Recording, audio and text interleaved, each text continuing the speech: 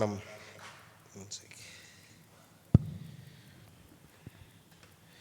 23-ാം അധ്യായത്തിലേക്ക് നാം പ്രവേശിക്കുമ്പോൾ we are coming to the climax of matriarchal woman and Sarah, and also a promise that comes close to Abraham's heart. Can you see the screen?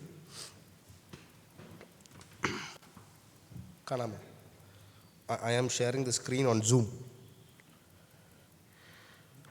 Can you see?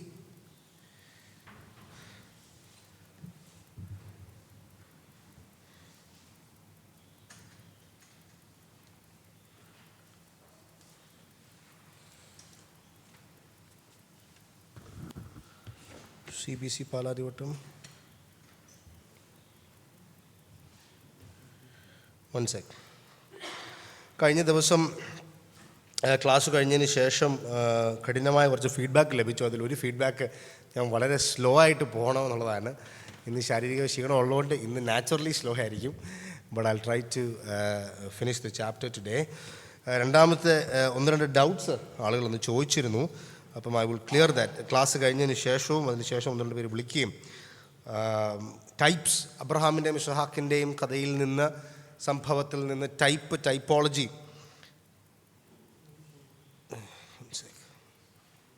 Just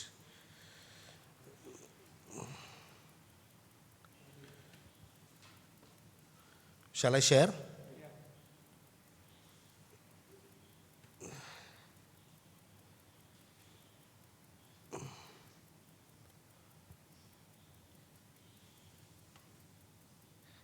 Now?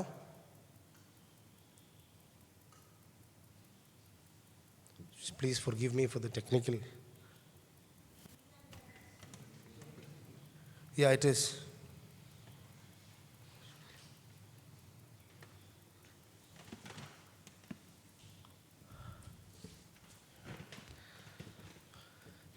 I think the Wi-Fi ഇല്ലാത്തതുകൊണ്ട് എൻ്റെ ഫോണിൻ്റെ ഹോട്ട്സ്പോട്ടാണ്.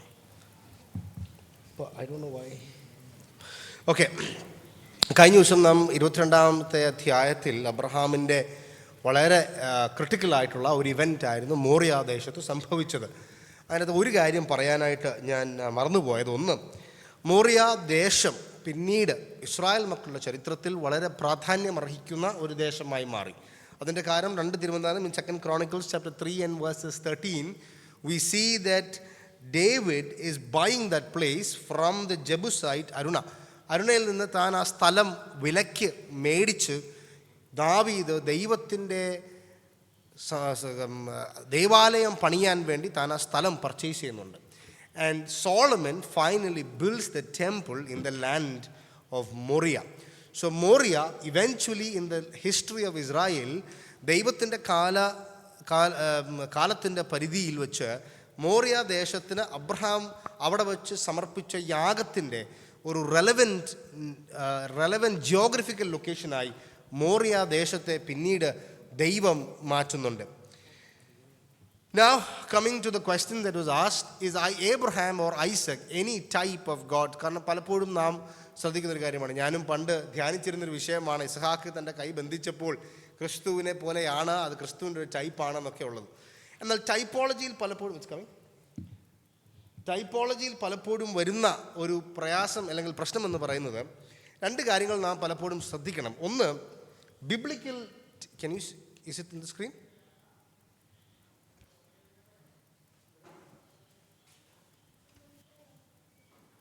Biblical, it's coming?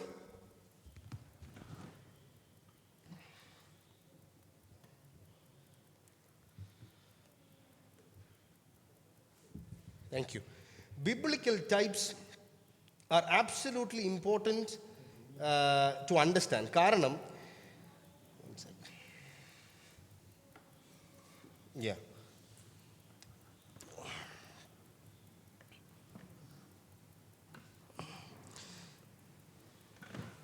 Biblical types are absolutely important. സാദൃശ്യം.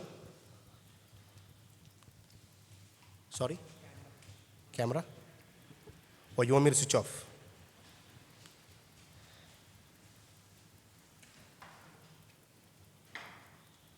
Better? We'll carry on. It's okay. Biblical types are pre appointed by God. ദൈവത്താൽ നിയോഗിക്കപ്പെട്ട സാദൃശ്യങ്ങളാണ് വേദപുസ്തകത്തിൽ നമുക്കൊരു frame വർക്കിൽ എടുക്കാൻ കഴിയുന്നത്. എൻ്റെ ചിന്ത കൊണ്ടോ എൻ്റെ മാനുഷികമായ ധ്യാനം കൊണ്ടോ ഞാൻ എടുത്തുകൊണ്ട് വരുന്ന ഒരു സാദൃശ്യം ഞാൻ ഒരാൾ അങ്ങനെ എടുത്താൽ വേറൊരാൾക്ക് എന്താണ് ചട്ടക്കൂട്? What is A frame work? ഞാനൊരു ഉദാഹരണം പറയാം. ആദാം ക്രിസ്തുവിൻ്റെ ഒരു ടൈപ്പ്, ഒരു ഷാഡോ ആണെന്ന് നമ്മൾ പലപ്പോഴും പറയുന്നുണ്ട്. Adam is A type of Christ. അത് വേദപുസ്തകത്തിൽ നാം റോമാലേഖനത്തിൽ പലയിടത്തും കാണുന്നുണ്ട്. പക്ഷേ ഏത് തലത്തിലാണ് ആദാം ക്രിസ്തുവിൻ്റെ ഒരു type? In what element? Any idea? Remember the verse. ഏക മനുഷ്യനിലൂടെ, that means through one man, ഒരുപാട് ആളുകളിലേക്ക് പാപം പെരുകിയതുപോലെ ഏക വ്യക്തിയിലൂടെ എല്ലാവർക്കും സുവിശേഷവും അല്ലേ സാൽവേഷനും എത്തുന്നു. അതാണ് വേദപുസ്തകത്തിൽ രേഖപ്പെടുത്തി ലഭിച്ചിരിക്കുന്ന സാദൃശ്യം, ടൈപ്പ്. അതുകൊണ്ട് തന്നെ ആദാമിൻ്റെ വേറെ ഏതെങ്കിലും സ്വഭാവമോ സംഭവിച്ച കാര്യമോ ഞാനെടുത്ത് ടൈപ്പായിട്ട് പറഞ്ഞാൽ, ഒന്ന്, it is not a pre appointed type by the Lord. വേദപുസ്തകത്തിൽ പരിശുദ്ധാത്മാവ് ഇൻസ്പയർഡ് ആയിട്ട് എടുക്കുന്ന ടൈപ്സിനാണ് ഒരു ഫ്രെയിം വർക്കിനകത്ത് നമ്മൾ സേഫ്റ്റി ആയിട്ട് നമുക്ക് നിൽക്കാൻ കഴിയുന്നത്. You want take another example. കർത്താവായ യേശു ക്രിസ്തു നേരിട്ട് പറഞ്ഞ ഒരു ടൈപ്പാണ് മന്ന, അല്ലേ? നിങ്ങൾക്ക് മരുഭൂമിയിൽ വെച്ച് നിങ്ങളുടെ ഹങ്കർ തീർക്കാൻ വേണ്ടി സ്വർഗത്തിലെ ദൈവം നൽകിയ മന്നയാകുന്നു ഞാൻ.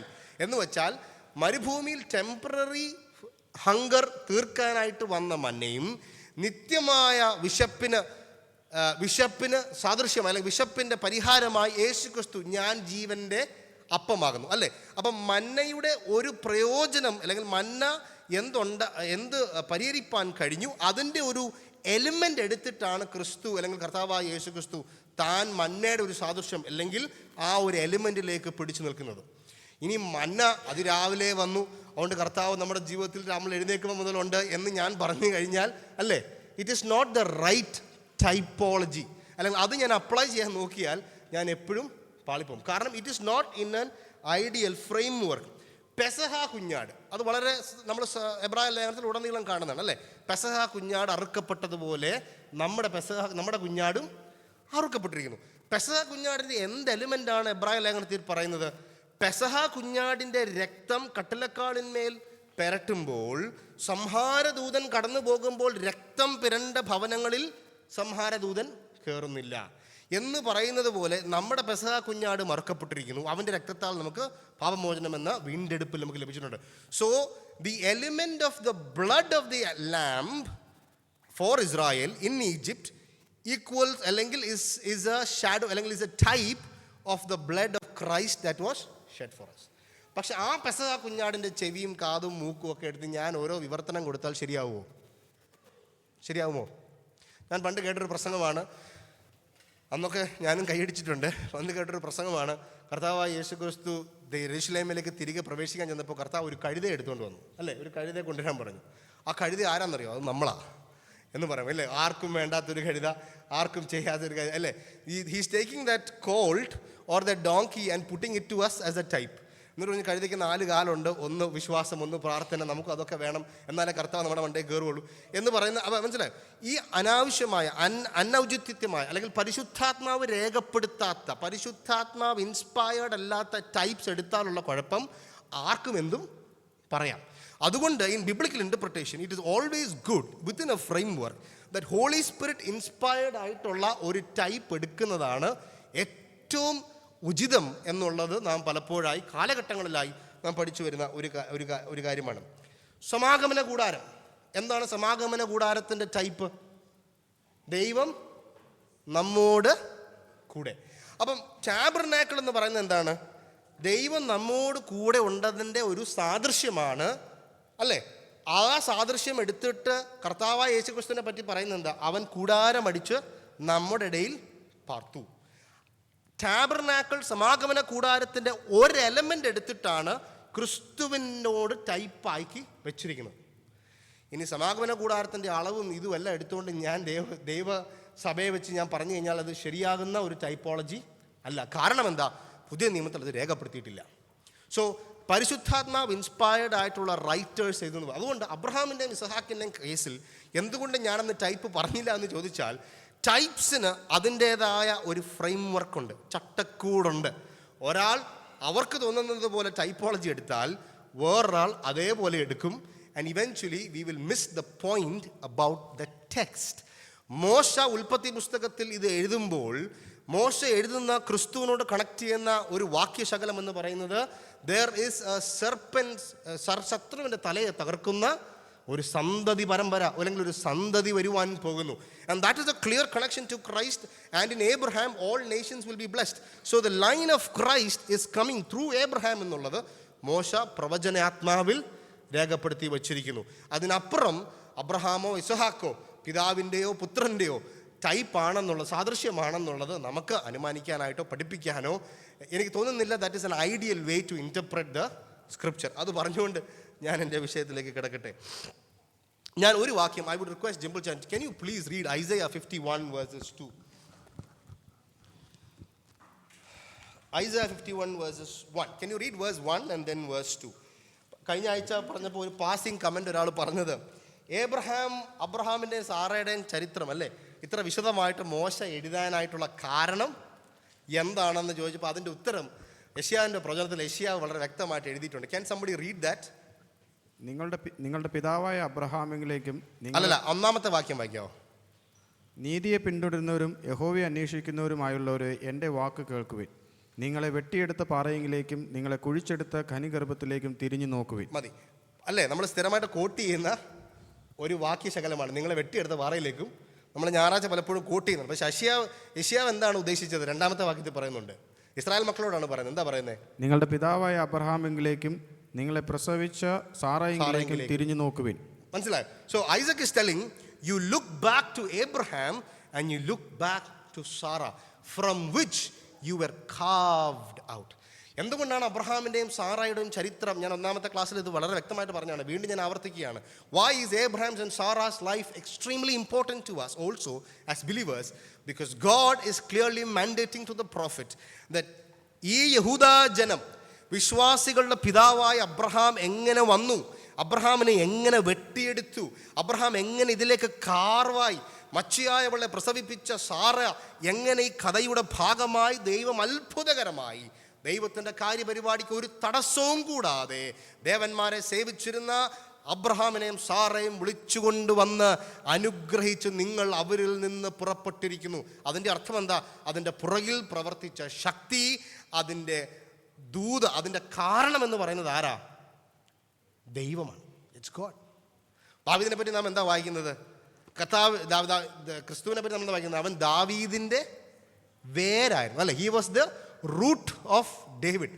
എന്ന് വെച്ചാൽ ദാവീദ് എന്ന് പറയുന്ന പടവൃക്ഷം ഇങ്ങനെ ഉദിച്ച് വളർന്ന് പടർന്ന് പന്തളിക്കാനായിട്ടുള്ള കാരണം, അതിൻ്റെ വേര്, അതിൻ്റെ സ്റ്റെം, അതിൻ്റെ ഗ്രോത്ത്, അതിൻ്റെ സോഴ്സ് ഈസ് ക്രൈസ്റ്റ്.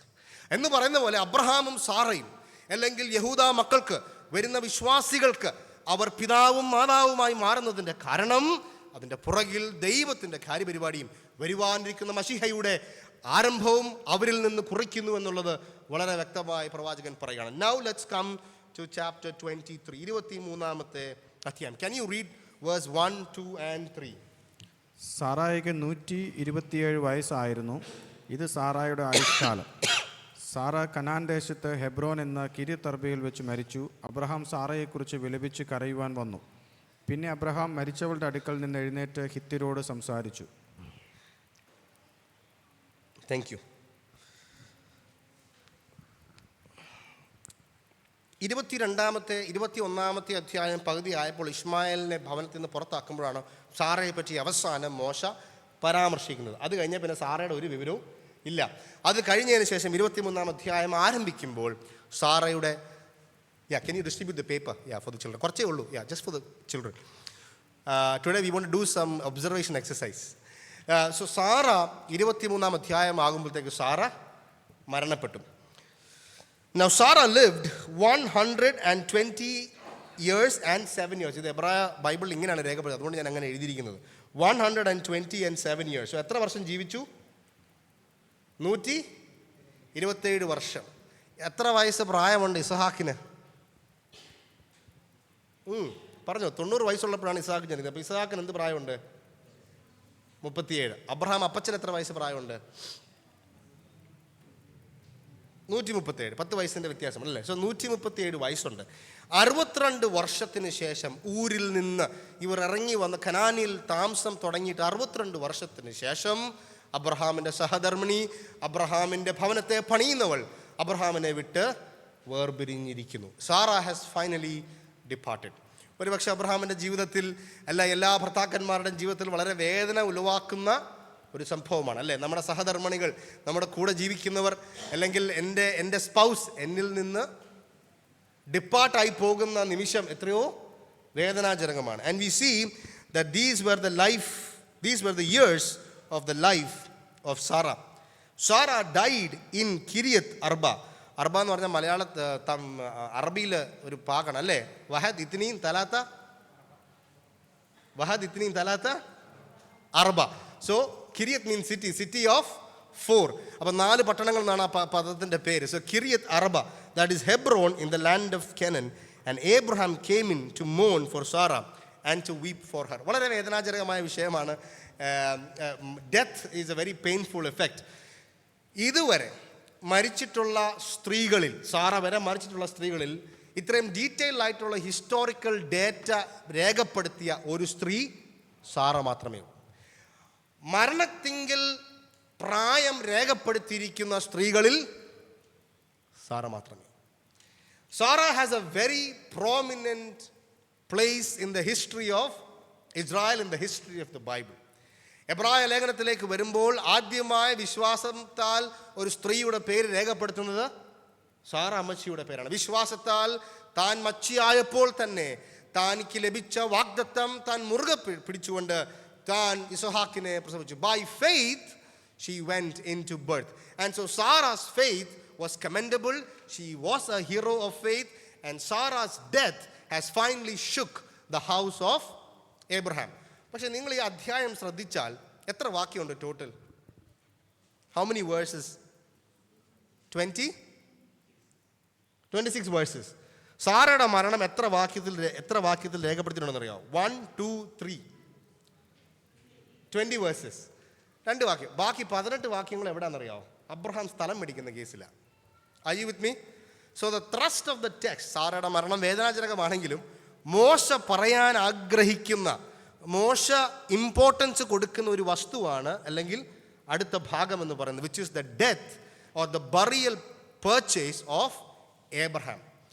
ഞാൻ വിചാരിക്കുകയാണ് ഈ അബ്രഹാമിൻ്റെ കാലഘട്ടം വരെ എത്രയോ സ്ഥലങ്ങൾ അല്ലേ ആ കാലഘട്ടത്തിൽ മേടിച്ചും മേടിക്കലും വാങ്ങലും ഒക്കെ ചെയ്ത ആൾക്കാരാണ്. ഇവിടെ ബാജ്യങ്ങളും പല അപ്പച്ചന്മാരൊക്കെ ഇരിപ്പുണ്ട്. ജോമോച്ചാനില്ല, യാത്രയിലാണ്. പക്ഷേ വിൽക്കലും വാങ്ങലും ഒക്കെ നമ്മുടെ ജീവിതത്തിന് ഒരു സർവ്വ സഹജമാണ്. അതുവരെയുള്ള കാലഘട്ടത്തിൽ എത്രയോ വസ്തുക്കൾ വിറ്റിട്ടുണ്ട്. പക്ഷെ വേദപുസ്തകത്തിൽ ഒരു വസ്തു മേടിച്ചതിൻ്റെ കാര്യം 20 അധ്യായം മുഴുവൻ ഉൽപ്പത്തി പുസ്തകത്തിൽ കൊടുത്തു അല്ലേ? Surprising no? A land has been given so much importance in the Bible. Why? It is to simply show that a promising God is with Abraham. Now let's go into the instance. Abraham arose from mourning from his death. Somebody read in Malayalam. പിന്നെ Abraham മരിച്ചവളുടെ അടുക്കൽ നിന്ന് എഴുന്നേറ്റ് ഹിത്യരോട് സംസാരിച്ചു. Okay, മതി. Slow ആയിട്ട് പോണേ. ഹിത്യരോട് സംസാരിച്ചു. അവിടെ ജീവിച്ചിരുന്ന ഒരു ആളുകളാണ് ഹിത്യരുടെ ചരിത്രമൊന്നും ഞാൻ പറയാൻ പോകുന്നില്ല, because it is a little complicated. അവർ ചില കമൻട്രിമാർ പറയുന്നത് ഹിത്യർ അവിടെ താമസിച്ചിരുന്നത് ഇത് കള്ളമാണെന്നൊക്കെയാണ്. But generally there was a migration of the Hittites from the east and so the sons of Seth were laying down. 4-ാമത്തെ വാക്യം. ഞാൻ നിങ്ങളുടെ ഇടയിൽ പരദേശിയും വന്നു പാർക്കുന്നവനുമാകുന്നു. We will go slow by slow. I am a foreigner, I am a stranger and a foreign resident. എത്ര വർഷമായി Abraham അവിടെ ഉണ്ട്? 62 വർഷം അല്ലേ? 12 വർഷം ഒരു വസ്തുവിൽ താമസിച്ചാൽ ഇവിടുത്തെ സുപ്രീം കോടതി പറയുന്നത് ആ ലാൻഡ് നിങ്ങളുടെയാണെന്നാണ് പറയുന്നത്. 62 വർഷമായി അബ്രഹാം എന്താ പറയുന്നത്? ഞാനൊരു പരദേശിയും വന്നു പാർക്കുന്നവനും. Look at the humility, or look at how Abraham views himself. അബ്രഹാമിൻ്റെ ആവശ്യം, give me a burial site. ജിംബിൾ, can you read? ഞാൻ എൻ്റെ മരിച്ചവളെ കൊണ്ടുപോയി അടക്കേണ്ടതിന് എനിക്ക് നിങ്ങളുടെ ഇടയിൽ ഒരു ശ്മശാന ഭൂമി അവകാശമായി തരുവനെന്ന് പറഞ്ഞു. Okay, go on. ഹിത്യർ അബ്രഹാമിനോട് യജമാനനെ കേട്ടാലും. മതി. യജമാനനെ കേട്ടാലും. അപ്പൊ അബ്രഹാം എന്താ പറയുന്നത്? ഞാൻ പരദേശിയും വന്നു പാർക്കുന്നതിനും. ഹിത്യർ എന്താ അബ്രഹാമിനെ പറ്റി പറയുന്നത്? യു ആർ മൈ ലോഡ്, അല്ലേ? അവർ അബ്രഹാമിനെ കാണുന്ന അത്ര റെസ്പെക്റ്റോടുകൂടെയും അത്ര ബഹുമാനം. അഡോണായി എന്ന് പറയുന്ന ഒരു ചെറിയ ഒരു നൗണിലാണ് അത് അബ്രഹാമിനെ വിളിക്കുന്നത്. അഡോണായി അല്ലെങ്കിൽ ലോഡ്. യു ആർ ലോഡ് എന്നാണ് അബ്രഹാമിനെ വിളിക്കുന്നത്. അബ്രഹാം പറയുകയാണ് ഞാൻ പരദേശി, പക്ഷെ അവരെന്താ കാണുന്നത്? You are load. അപ്പം എന്തുമാത്രം ബഹുമാനം അബ്രഹാം ആ ദേശത്ത് ആർജിച്ചിരുന്നു. എന്തുകൊണ്ടാണ്? കാരണം ഒന്ന്, തനിക്കുണ്ടായ യുദ്ധ വിജയങ്ങൾ. രണ്ട്, അബിമലേക്ക് എങ്ങനെ അബ്രഹാമിനെ കണ്ടു. മൂന്ന്, ഒരു പക്ഷേ ബാഹ്യമായും തനിക്ക് ലഭിച്ച എല്ലാ അനുഗ്രഹങ്ങളുടെയും ഒരു പെരുപ്പം, അല്ലേ, ആ ദേശത്ത് കണ്ടിരുന്നു. ഏകദേശം 300 പടയാളികൾ മിനിമം തനിക്കുണ്ടായിരുന്നു. അപ്പോൾ എത്രയോ ദാസന്മാർ, ദാസിദാസന്മാർ, ഒരു വലിയ പടയാളി, ഒരു വലിയ പടക്കൂട്ടം, അല്ലെങ്കിൽ ഒരു വലിയ ഒരു സിറ്റി പോലെയാണ് അബ്രഹാം താമസിക്കുന്നത്. പക്ഷെ ഒരു സെൻറ്റ് ഭൂമിയിലല്ല, മണ്ണിൽ താൻ കൂടാരമടിച്ചാണ് താമസിക്കുന്നത്. ആ അബ്രഹാമിനെ നോക്കി ഹിത്യർ പറയുന്നു, നീ ഞങ്ങളുടെ യജമാനൻ. You are a prince of Elohim among us, a mighty prince. നീ ഞങ്ങളുടെ ഇടയിൽ ഒരു പ്രഭുവാകുന്നു. You are a prince amongst us. ഞാൻ വിചാരിക്കുന്നത് എത്ര, അല്ലേ, ബഹുമാന്യനായ, എത്ര people respect this prince. Okay, അടുത്തത്. ഞങ്ങളുടെ ശ്മശാന സ്ഥലങ്ങളിൽ വെച്ച് വിശേഷമായതിൽ മരിച്ചവളെ അടക്കിക്കൊള്ളുക. മരിച്ചവളെ അടക്കുവാൻ ഞങ്ങളിൽ ആരും ശ്മശാന സ്ഥലം നിനക്ക് തരാതിരിക്കില്ല എന്ന് ഉത്തരം പറഞ്ഞു. അപ്പോൾ അബ്രഹാമിൻ്റെ റിക്വസ്റ്റ് എന്താ? എനിക്കൊരു ശ്മശാനം വേണം, എനിക്ക് എൻ്റെ മരിച്ചവളെ അടക്കണം. അവരെന്ത് പറഞ്ഞു? ഏതായാലും എടുത്തോളാൻ പറഞ്ഞു. വളരെ ക്ലോസ് ഡീലാണ്. ഇവിടം കൊണ്ട് തീർക്കാനുള്ളതേ ഉള്ളൂ, അല്ലേ? നമ്മളായിരുന്നെങ്കിൽ എന്ത് പറഞ്ഞേനെ? ശരി, ഇതൊക്കെ ഏതായാലും ചോദിച്ചു കിട്ടി, നമ്മൾ പോയി, അല്ലേ? പക്ഷെ അബ്രഹാം അവിടുന്ന് പോകുന്നില്ല. Now look at verse 7. Look at the attitude of Abraham. Verse 7. അപ്പോൾ അബ്രഹാം എഴുന്നേറ്റ് ആ ദേശക്കാരായ ഹിത്യരെ നമസ്കരിച്ച് അവരോട് സംസാരിച്ചു. ഒരു ലാൻഡ് ഡീലിൽ അബ്രഹാം ഇടപെടുന്ന രീതി കണ്ടോ, അല്ലേ? നമ്മൾ ആരെങ്കിലും ലാൻഡ് സാധനം മേടിക്കാൻ പോകുമ്പോഴത്തേക്ക്, അല്ലെങ്കിൽ നമ്മൾ ഏതെങ്കിലും വസ്തു മേടിക്കാൻ പോകുമ്പം നമ്മൾ ആരെങ്കിലും ഇങ്ങനെ നമസ്കരിച്ചൊക്കെ വീഴുന്നത് കണ്ടിട്ടുണ്ടോ? അല്ലേ? It's very different. ഒരു പക്ഷേ ആ നാട്ടിലെ കൾച്ചറിൻ്റെ ഒരു ഭാഗമായിരുന്നു. പക്ഷെ എന്നിരുന്നാൽ പോലും ഇവിടെ 3 പ്രാവശ്യം അബ്രഹാം അവരെ നമസ്കരിച്ച് ഓരോ വിഷയം, ഓരോ പോയിന്റും ഐട്രേറ്റ് ചെയ്യുമ്പോൾ 3 times he is bowing down before that people. Abraham എഴുന്നേറ്റ് നമസ്കരിച്ചു പറഞ്ഞു, go ahead. എൻ്റെ മരിച്ചവളെ കൊണ്ടുപോയി അടക്കുവാൻ സമ്മതമുണ്ടെങ്കിൽ നിങ്ങൾ എൻ്റെ അപേക്ഷ കേട്ട് എനിക്ക് വേണ്ടി സോഹറിൻ്റെ മകനായ എഫ്രോനോട് അവൻ തൻ്റെ നിലത്തിൻ്റെ അറുതിയിൽ തനിക്കുള്ള മക്പേല എന്ന ഗുഹ എനിക്ക് തരേണ്ടതിന് അപേക്ഷിക്കുവാൻ. Which is at the end of his field. നിങ്ങളുടെ ഇടയിൽ ശ്മശാന അവകാശമായിട്ട് അവൻ അതിനെ പിടിപ്പത് വിലയ്ക്ക് തരണം എന്ന് പറഞ്ഞു. ഓക്കെ, എന്താണ് അബ്രഹാം ചോദിച്ചത്? ഭൂമിയല്ല. എന്താ ചോദിച്ചത്? മക്പല്ല, ഗുഹ മാത്രമാണ്. ആര് ചോദിച്ചത്? അബ്രഹാം ചോദിച്ചത്. എനിക്കൊരു ഗുഹ കിട്ടണം. അവനുണ്ട് ഒരു ഗുഹ. ആ ഗുഹ അവൻ്റെ ഭൂമിയിൽ ഒരറ്റത്ത്, അല്ലെങ്കിൽ അതിൻ്റെ ഏറ്റവും അവസാന ദിക്കിൽ അത് കിടക്കുന്നു. ആ ഗുഹ എനിക്ക് വേണം. അതിൻ്റെ മുഴുവൻ പൈസയ്ക്ക് തന്നെ എനിക്ക് വേണം, എനിക്ക് ഫ്രീ ആയിട്ട് വേണ്ട. He wants to buy the land. അബ്രഹാം സാറയോടുള്ള ബഹുമാന സൂചകമായും അബ്രഹാമിന് ലഭിച്ച വാഗ്ദത്തത്തിൻ്റെ അടിസ്ഥാനമായൊക്കെ അബ്രഹാം വളരെ മാന്യമായ രീതിയിൽ അബ്രഹാം ഇടപെടുകയാണ്. I need this land, I need this cave for a full price. അബ്രഹാം ഒരു പക്ഷേ ഞാൻ വിചാരിക്കുന്നത് അബ്രഹാം ഇതിനൊക്കെ ഈ കോൺവെർസേഷൻ ഐട്രേറ്റ് ചെയ്ത് കാണും, അല്ലേ? ഇതിങ്ങനെ പറയും, അവരിങ്ങനെ പറയും, ഇങ്ങനെ തിരിച്ചു പറയുകയാണെങ്കിൽ ഇന്ന സ്ഥലം എനിക്ക് വേണമെന്ന്. അബ്രഹാമിന് വ്യക്തമായിട്ട് അറിയാമായിരുന്നു തനിക്ക് എന്ത് വേണം, അല്ലേ, ഏത് സ്ഥലം വേണമെന്നുള്ളത്. Abraham knew very clearly. എഫ്രോന്റെ മറുപടി. എന്നാൽ എഫ്രോൻ ഹിത്യരുടെ നടുവിൽ ഇരിക്കുകയായിരുന്നു. ഹിത്യനായ എഫ്രോൻ തൻ്റെ നഗരവാസികളായ ഹിത്യർ എല്ലാവരും കേൾക്കെ അബ്രഹാം. ഒരു മിനിറ്റ്. എഫ്രോൻ അവിടെ ഇരിപ്പുണ്ടായിരുന്നു, അവൻ ഹിത്യനായിരുന്നു. അവന് ആര് കേൾക്കുകയാ പറഞ്ഞത്? All who entered the gate of the city. Be with me, okay? Now you look at how Moses is trying to make this. ഈ അധ്യായം നോക്കിയാൽ ഓവറോൾ ഒരു ലീഗൽ ഡോക്യുമെൻ്റ് അന്നത്തെ കാലത്ത് എങ്ങനെ എഴുതുന്നോ അതേ മാതൃകയിലാണ് ഈ അധ്യായം മോശ എഴുതുന്നത്. Now come to it. Hey, who entered the gate of a city. അപ്പോൾ അവിടെ സാക്ഷികൾ ഉണ്ടായിരുന്നുവെന്ന് മോശ പറയുകയാണ്. ഓക്കെ, അങ്ങനെയല്ല യജമാനനെ, കേൾക്കണമേ, നിലം ഞാൻ നിനക്ക് തരുന്നു, അതിലെ ഗുഹയും നിനക്ക് തരുന്നു. ഓക്കെ, മതി. എന്താണ് അബ്രഹാം ചോദിച്ചത്? ഗുഹ. എന്ത് തിരിച്ച് തരാമെന്ന് പറഞ്ഞു എഫ്രോൻ? നിലവും ഗുഹയും തന്നു. So you see how in Genesis, this is one of the first chapters where you don't see God in any verse. You don't see God. Okay? But if you look at these verses, you will see there is a supernatural working of God that is happening in the heart among the sons of Hittites. And he's saying, I give you the field and I give you the cave. ഞാൻ നിലവും തരും ഗുഹയും തരും. അടുത്തത്, എൻ്റെ സ്വജനം കാണുകെ തരുന്നു. അപ്പം അവിടെ സാക്ഷികളായി Ephron തന്നെ വിളിച്ചു പറയുകയാണ്, സ്വജനം കാണുകെ തരുന്നു. Bury your dead. 12ാമത്തെ വാക്യം, മരിച്ചവളെ അടക്കം ചെയ്തുകൊണ്ടാലും എന്നുത്തരം പറഞ്ഞു. അപ്പോൾ അബ്രഹാം ദേശത്തിലെ ജനത്തെ നമസ്കരിച്ചു. ഓക്കെ, എത്രാമത്തെ തവണ നമസ്കരിക്കുന്നത്? Second time. Children, are you with me? He is bowing down before the people the second time. Okay. ദേശത്തിലെ ജനം കേൾക്കെ അവൻ എഫ്രോനോട്, ദയ ചെയ്ത് കേൾക്കണം, നിലത്തിൻ്റെ വില ഞാൻ നിനക്ക് തരുന്നത് എന്നോട് വാങ്ങണം, എന്നാൽ ഞാൻ മരിച്ചവളെ അവിടെ അടക്കം ചെയ്യാം എന്ന് പറഞ്ഞു. ഓക്കെ, പൈസ തരാമെന്ന് ആര് പറഞ്ഞു? അബ്രഹാം ചോദിച്ചത് ഗുഹയുടെ പൈസ തരാമെന്ന് പറഞ്ഞു. എഫ്രോൻ തിരിച്ചൊരു കൗണ്ടർ ഡീൽ പറയുകയാണ്, ഇല്ല നിലവും ഗുഹയും തന്നേക്കാം എന്ന് പറഞ്ഞു. അപ്പോൾ അബ്രഹാം പറഞ്ഞു, എനിക്കത് മുഴുവൻ വേണമെന്ന് പറഞ്ഞു. 14ാമത്തെ വാക്യം, എഫ്രോന്റെ മറുപടി. എഫ്രോൻ അബ്രഹാമിനോട്, യജമാനനെ കേട്ടാലും 400 ശേക്കൽ വെള്ളി വിലയുള്ള ഒരു ഭൂമി, അത് എനിക്കും നിനക്കും എന്തുള്ളൂ? അതെ, സാധാരണ മറ്റേ ഈ ഭയങ്കര നെഗോഷിയേറ്റിംഗ് ടേബിൾ സ്മാർട്ടായിട്ടുള്ള ആൾക്കാരുടെ ഡയലോഗ് പോലെ അല്ലേ, നമ്മൾ തമ്മിൽ എന്താ 400 രൂപയുടെ കേസ് എന്താണെന്ന് എഫ്രോൻ പറയാണ്. പക്ഷേ 400 ഷേക്കൽ വെള്ളി എന്ന് പറയുന്നത് was one of the most over priced land at those times. Okay, in any terms നമ്മൾ പിന്നീട് നാം കാലഘട്ടങ്ങളിൽ വായിക്കുമ്പോൾ പോലും, പിന്നീട് പുറപ്പാട് പുസ്തകത്തിലും അല്ലെങ്കിൽ പിന്നീട് when you come to Deuteronomy or when you come to Chronicles also, land മേടിക്കുമ്പോൾ പലപ്പോഴും 17 ഷേക്കൽ സിൽവർ അല്ലെങ്കിൽ പല രീതിയിലുള്ള ഇത്രയും വിലമതിപ്പുള്ള ഒരു ലാൻഡ് പഴയ നിയമത്തിൽ മേടിക്കുന്നത് വളരെ ചുരുക്കമാണ്. അതിലൊരു ലാൻഡാണിത്.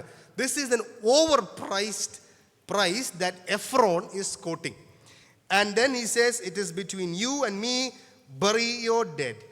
6ാമത്തെ വാക്യം, അബ്രഹാം തിരിച്ച് നെഗോഷിയേറ്റ് ചെയ്യുന്നുണ്ടോ? He is not negotiating. Verse 6, അബ്രഹാം എഫ്രോന്റെ വാക്ക് സമ്മതിച്ചു. ഹിത്യർ കേൾക്കെ എഫ്രോൻ പറഞ്ഞതുപോലെ കച്ചവടക്കാർക്ക് നടപ്പുള്ള വെള്ളി ഷേക്കൽ 400 അവന് തൂക്കിക്കൊടുത്തു.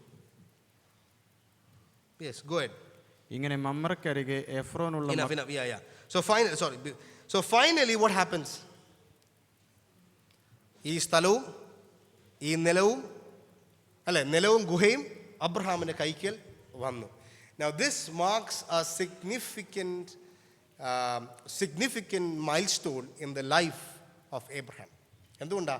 62 വർഷമായി ഈ ദേശം, ആദ്യമായി ഇവിടെ കാല് കുത്തുമ്പോൾ ദൈവം അബ്രഹാമിനോട് പറഞ്ഞു, നീ ഇതിൻ്റെ you go to the east, you go to the west, you go to the south, you go to the north. ഈ ദേശത്തിൻ്റെ ബ്രെഡ്ത്ത് മുഴുവൻ നിനക്ക് നടക്കാവുന്നിടത്തോളം നീ നടന്നു, അത് മുഴുവൻ നിനക്ക് തരാം. അങ്ങനെ തരാമെന്ന് വാഗ്ദത്തം ചെയ്ത് 62 വർഷം അബ്രഹാം കാത്തിരുന്നു. അബ്രഹാമിന് അതൊരു വിഷയമായിരുന്നു അല്ലയോ ഒന്നും നമുക്ക് രേഖപ്പെടുത്തി ലഭിച്ചിട്ടില്ല. But Abraham believed in the promise that God was going to materially bless him with the land that he saw, that he lived in. And God promised him to his sons, അവരുടെ മക്കൾക്കും സന്തതി പരമ്പരകൾക്കും ഈ ദേശം നിനക്ക് ഞാൻ കൈവശമായി തരും എന്ന് പറഞ്ഞു. പക്ഷേ ആ മണ്ണിൽ, ആ കനാൻ ദേശത്തിൽ ഒരിറ്റു മണ്ണ് അബ്രഹാമിൻ്റെ കയ്യിലേക്ക് വരുമ്പോൾ എത്ര വില കൊടുത്താണ് അബ്രഹാം അത് മേടിച്ചത്? He brought it for a price that was exorbitant. വളരെ വില കൊടുത്ത് അബ്രഹാം ആ സ്ഥലം മേടിച്ചു. You know what Moses and probably the Holy Spirit through Moses is telling? ഈ കനാനിൽ അവർക്ക് ലഭിച്ച അല്ലെങ്കിൽ അബ്രഹാമിൻ്റെ കയ്യിലേക്ക് വന്ന ഈ സ്ഥലമുണ്ടല്ലോ, ഇനിയും അങ്ങോട്ട് ഈ കനാൻ ദേശം മുഴുവനും അബ്രഹാമിൻ്റെ സന്തതി പരമ്പരയുടെ കയ്യിലേക്ക് വരണമെങ്കിൽ അതിന് കൊടുക്കേണ്ടി വരുന്ന വില കൂടുതലായിരിക്കും. പക്ഷെ എന്തിരുന്നാൽ പോലും the promise of God will never fail. And likewise, after 62 years, in the land of Canaan comes a land. നമ്മളെ സംബന്ധിച്ചിടത്തോളം വസ്തുവും കാര്യങ്ങളും വീടും ഒക്കെ ഉള്ളവർക്ക് നമുക്ക് ചിലപ്പോൾ ഇതിൻ്റെ ഒരു റെലവൻസ് അല്ലേ? കാരണം നമ്മളെല്ലാം കേരളത്തിൽ ജനിച്ച് വരുന്നതോടെ നമുക്ക് ഭവനങ്ങളുണ്ടായിരുന്നു, നമ്മുടെ അപ്പച്ചന്മാർക്കുണ്ടായിരുന്നു, വലിയ അപ്പച്ചന്മാർക്കുണ്ടായിരുന്നു. ഒരു പക്ഷേ 1-2 തലമുറകൾക്ക് മുമ്പുണ്ടായിരുന്നവർക്കായിരിക്കും ഒരു പക്ഷേ സ്ഥലം കാണാതിരുന്നിട്ടുള്ളത്, അല്ലെങ്കിൽ അവർ വിശ്വാസത്തിന് വേണ്ടി ത്യാഗമുണ്ട്. So we don't know the value of what is happening here. പക്ഷെ അബ്രഹാമിനെ സംബന്ധിച്ചിടത്തോളം ഊരിൽ നിന്ന്, ദേശം വിട്ട്, ഭവനം വിട്ട്, വീട് വിട്ട്, തൻ്റെ ജീവിതത്തിൻ്റെ ഒരു നല്ല പകുതി വിട്ട് താൻ ഇറങ്ങി വരുമ്പോൾ, തനിക്ക് ഈ സ്ഥലം 62 വർഷത്തിന് ശേഷം ലഭിക്കുമ്പോൾ ദൈവത്തിൻ്റെ വാഗ്ദത്തത്തിൻ്റെ തെളിവ് ദൈവം തന്നോട് കൂടെ ഉണ്ടെന്നുള്ളതിൻ്റെ ഒരു ഫസ്റ്റ് മൈൽ സ്റ്റോൺ അക്സെപ്റ്റൻസ് ആണ് the cave of Machpelah. And so the cave of Machpelah, this legal document, when Moses is trying to explain it, it is not in the merit of how Abraham got it. Moses is trying to say, a God who made promises is making it happen eventually in the life of Abraham. ദൈവം വാഗ്ദത്തം ചെയ്തവൻ നിറവേറ്റുക തന്നെ. ഇനി മോശയുടെ ആ legal ഡോക്യുമെന്റിന്റെ ഭംഗി നോക്കണം. 17-ാമത്തെ വാക്യം.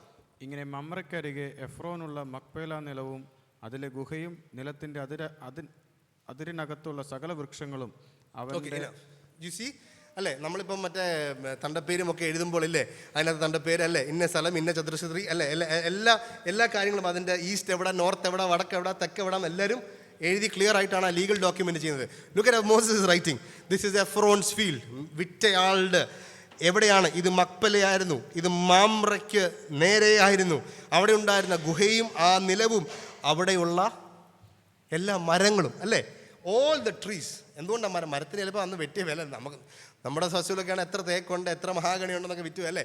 But you see Moses is trying to say that this is a deal that was done before all the people and were within the confines of its border. And 17-ാമത്തെ വാക്യം വായിച്ച മലയാളത്തിൽ അത് എങ്ങനെയാണെന്ന് 17-ാമത്തെ വാക്യം വായിച്ച് ഡീഡഡ് ഓവർ. നിലത്തിന്റെ അതിരിനകത്തുള്ള സകല വൃക്ഷങ്ങളും അബ്രഹാമിന് അവകാശമായി, അവന്റെ നഗരവാസികളെ ഹിത്യരുടെ മുമ്പാകെ അബ്രഹാമിന് അവകാശമായി. അപ്പോൾ അതിന്റെ ഒറിജിനൽ ഭാഷയിൽ ഡീഡഡ് എന്ന് വെച്ചാൽ ആധാരം എഴുതി കൊടുത്തുന്ന അതേ പദമാണ് എബ്രായ ഭാഷയിൽ ആരെഴുതിയിരിക്കുന്നത്, മോശ. Deeded over to Abraham in the presence of the sons of faith before all who entered the gate of the city. The gate of the city is also repeated. Why is the gate of the city important? അന്നത്തെ കാലത്ത് legal കാര്യങ്ങളെല്ലാം നടക്കുന്നത് എവിടെ വെച്ചാൽ, ഇന്ന് നമുക്ക് ആധാരം വസ്തു മേടിക്കണം എവിടെ പോകണം, ആധാരം എഴുത്ത് ഓഫീസിൽ പോകണം. അന്നത്തെ കാലത്ത് ഇന്ന് നമുക്ക് ആധാരം എഴുത്ത് ഓഫീസുണ്ട്, കോടതി ഉണ്ട്, പോലീസ് ഉണ്ട് അല്ലേ. പക്ഷെ അന്നത്തെ കാലത്ത് when the times were smaller, I mean the people numbers were smaller and location അല്ലെങ്കിൽ ഇത്രയും ട്രാവൽ സൗകര്യം ഇല്ലാത്തത് കൊണ്ട് ഈ പട്ടണ വാതിൽക്കൽ വെച്ചാണ് എല്ലാ ഇടപാടും നടക്കുന്നത്. പോലീസിങ് നടക്കുന്നത്, കോടതി നടക്കുന്നത്, ആധാരം എഴുത്ത് നടക്കുന്നത്, ജനങ്ങൾ വരുന്നത്, രജിസ്ട്രേഷൻ നടക്കുന്നത്, മരണം, ജനനം, everything happens where at the gate of the city. So when this transaction happened after Sarah's death, where did this transaction happen? At the gate of the city. What was transacted? The field of Ephron. Where was it? Facing Mamre. What was in it? The cave of Machpelah. And anything else. And the trees also. Are you getting my point? Moses is trying to beautifully carve out, saying a legal document, that finally when the first land came to our forefather Abraham, it was done through a rightful transaction. പിടിച്ചെടുത്തതല്ല, ബലം കൊണ്ട്, കയ്യൂക്കുകൊണ്ട് ഇരുത്തി മേടിപ്പിച്ചതല്ല. എന്ത്? The cave of Machpelah.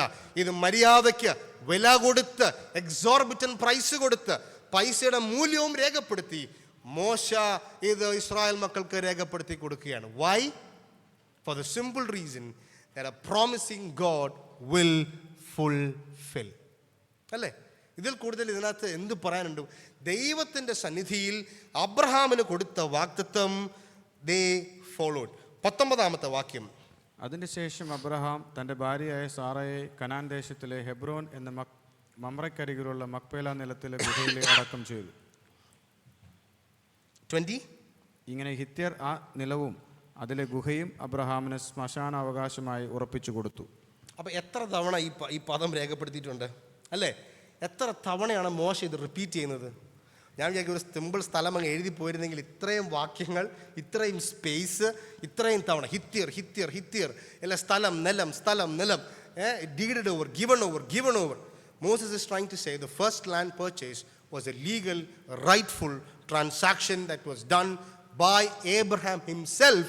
And മക്കളോ കൊച്ചുമക്കളോ യാക്കോബോ ഇസഹാക്കോ യാക്കോബോ അവരാരും പിടിച്ചെടുത്ത സ്ഥലമല്ല ഇത്. പിതാവായ അബ്രഹാം തന്നെ മേടിച്ച് തൻ്റെ പക്കലേക്ക് കൈവശമായി, അവകാശമായി ഹിത്യരുടെ മക്കൾ പട്ടണവാതിൽക്കൽ വെച്ച് കൊടുത്തിരിക്കുന്നു എന്ന് പറയുന്നു.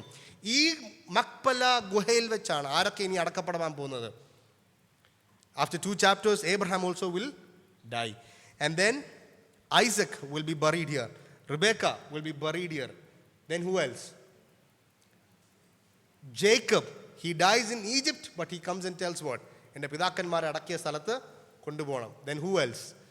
Joseph also is buried in the cave of Machpelah. So Machpelah becomes an important burial site where to see that the patriarchs, the matriarchs were buried under the provision of God's grace to Abraham as a land. Now before we close,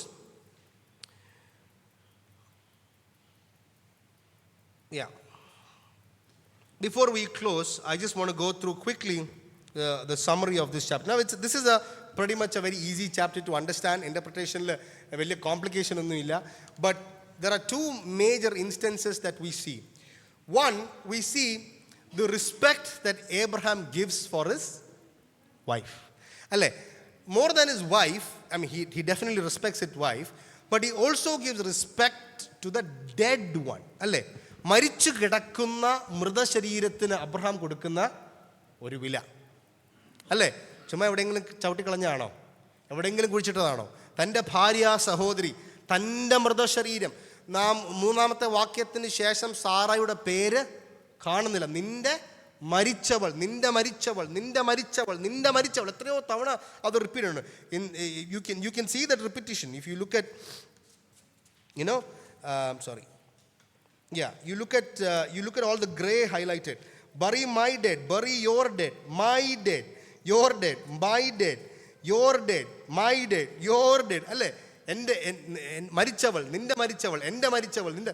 അവരിങ്ങനെ repeated ആയിട്ട് പറഞ്ഞുകൊണ്ടിരിക്കുകയാണ്.